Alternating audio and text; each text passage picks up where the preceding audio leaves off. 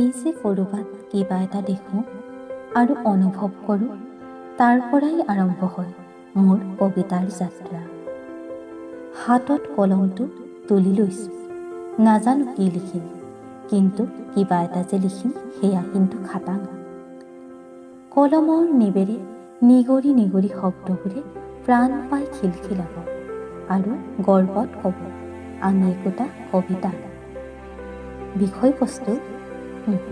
বিষয়বস্তু এতিয়াও ঠিক কৰা নাই। কি লিখিম? অতীতৰ নষ্টালজিয়া নে সুদূৰ ভৱিষ্যতৰ হাতৰ যেন সময়বোৰ, নে বৰ্তমানৰ এটা উদাস সন্ধ্যা? নাই, নিলিখোঁ। মাথো এটি অনুৰোধ কৰিম আপোনালোকলৈ। সুখবোৰ বিচাৰি যে আপুনি মই অহৰহ খেদি ফুৰিছোঁ, ছেকেণ্ড ৰৈ কাৰোবাক এটি মিঠা সম্ভাষণ জনাই পাইছেনে? হয়তো নাই পোৱা, ব্যস্ত সময়। আপোনাৰ অজস্ৰ আছে, তথাপিও আপুনি সুখ বিচাৰি পোৱা নাই।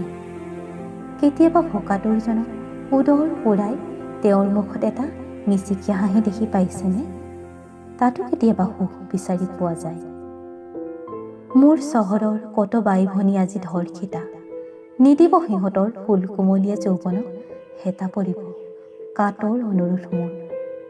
নিদিব ভাতৃভগ্নী আৰু বন্ধুত্ব সদৃশ শব্দবোৰক বাৰে বাৰে ধৰ্ষিত হ'ব।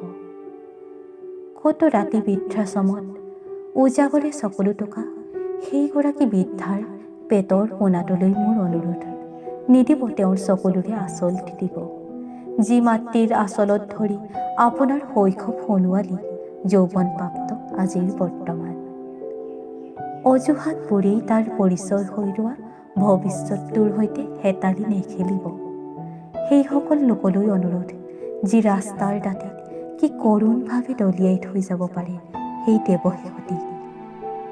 এই যে কথাবোৰে বুকুৰ কোনোবাখিনিত বিষ দি যায়।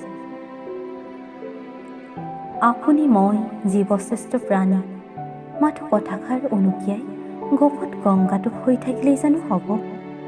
মানৱীয়তাবোৰ হেৰাই যাব নিদিব সেই বৰ্বৰ জীৱনৰ পৰা আজি পৰ্যন্ত সফলতাবোৰ, যাৰ বাবেই পৰিচয় এই জীৱশ্ৰেষ্ঠ প্ৰাণী।